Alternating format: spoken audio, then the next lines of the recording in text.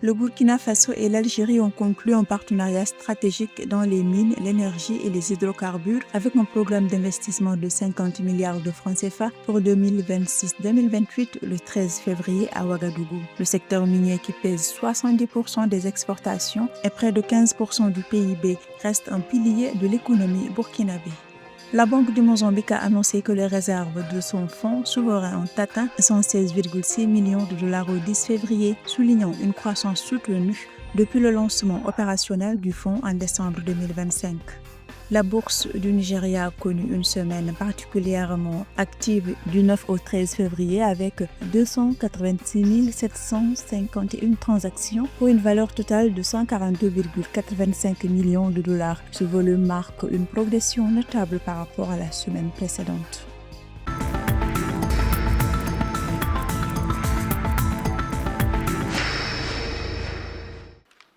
Le Burkina Faso et l'Algérie ont franchi une nouvelle étape dans le renforcement de leur coopération bilatérale. Réunis le 13 février 2026 à Ouagadougou, les experts des deux pays ont acté les bases d'un partenariat stratégique dans les secteurs des mines, de l'énergie et des hydrocarbures, avec à la clé un programme d'investissement estimé à 50 milliards de francs CFA sur la période 2026-2028. Donc c'est le lieu pour moi de féliciter et de remercier l'ensemble des participants qui ont pu travailler d'arrache-pied pour que nous puissions entrevoir des perspectives de collaboration entre le Burkina Faso et la République CED d'Algérie. Nous sommes parvenus à des résultats qui devront permettre plus tard de renforcer la collaboration de type bilatéral. Au Burkina Faso, le secteur minier représente environ 70% des recettes d'exportation et près de 15% du PIB, constituant un pilier majeur de l'économie. Les autorités souhaitent renforcer la transformation locale et la maîtrise technique des ressources stratégiques. Les discussions avec l'Algérie ont porté sur plusieurs axes, dont la modernisation du secteur minier pour mieux exploiter et valoriser les ressources, ainsi que le renforcement des capacités dans le domaine de l'énergie à travers la formation et l'appui technique. Nous allons travailler dans les hydrocarbures, l'amont. Nous allons regarder ensemble les richesses.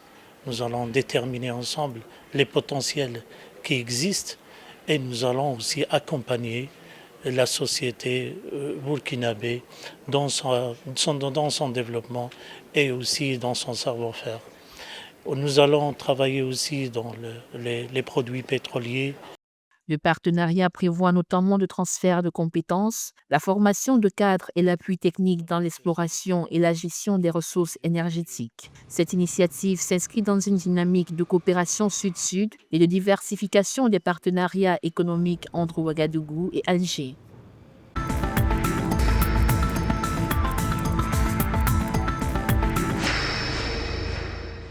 Le fonds souverain géré par la Banque du Mozambique a atteint des réserves de 116,8 millions de dollars provenant des revenus de la production de gaz naturel liquéfié dans les zones offshore 1 et 4 du bassin de Rovuma. Ce montant est en hausse de 6,8 millions de dollars par rapport au capital initial de 109,9 millions de dollars établi lors du lancement opérationnel du fonds le 10 décembre 2025. La Banque centrale assure la gestion opérationnelle du fonds, y compris le placement de ses ressources sur les marchés financiers internationaux et prévoit que d'autres projets pétroliers et gaziers y contribueront à l'avenir.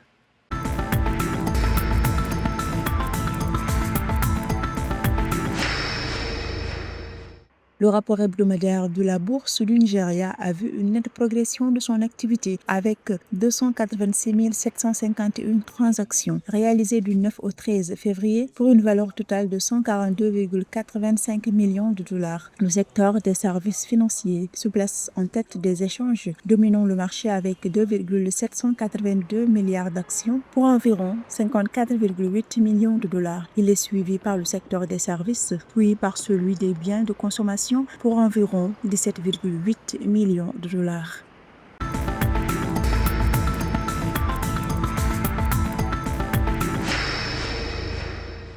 En 2025, le secteur du diamant en Angola a vu ses revenus s'établir à environ 133,4 millions de dollars, marquant une progression de 7,79% par rapport aux 124,3 millions de dollars générés en 2024. Cette croissance s'est maintenue malgré un contexte de marché mondiaux volatiles et une baisse de 22,72% de la valeur moyenne par carat à 107,67 dollars. L'augmentation significative de 33,93% du volume de production, qui a atteint 16,70 millions de carats, a réussi à compenser cette chute des prix, permettant ainsi au secteur de soutenir sa dynamique de croissance.